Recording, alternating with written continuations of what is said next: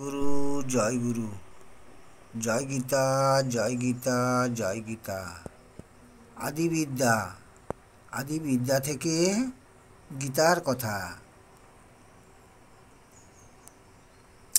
সেই কুরুক্ষেত্রের মাঠ, সেই উভয় দল যুদ্ধে উদ্যত, অস্ত্রশস্ত্র নিয়ে।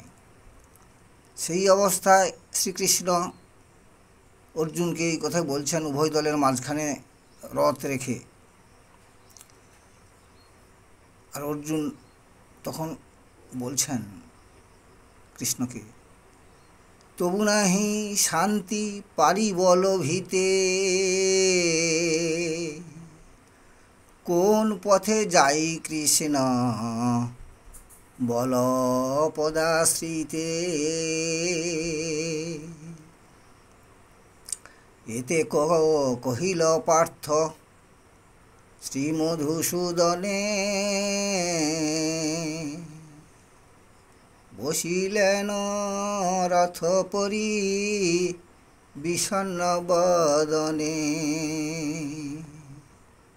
সঞ্জয় কহিলেন, এতে কহিল পার্থ শ্রীমধুসূদনে, বসিলেন রথপরি বিষণ্ণ বদনে।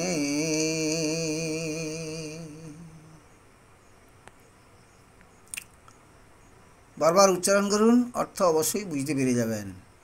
সবাই সুখে শান্তিতে থাকবেন।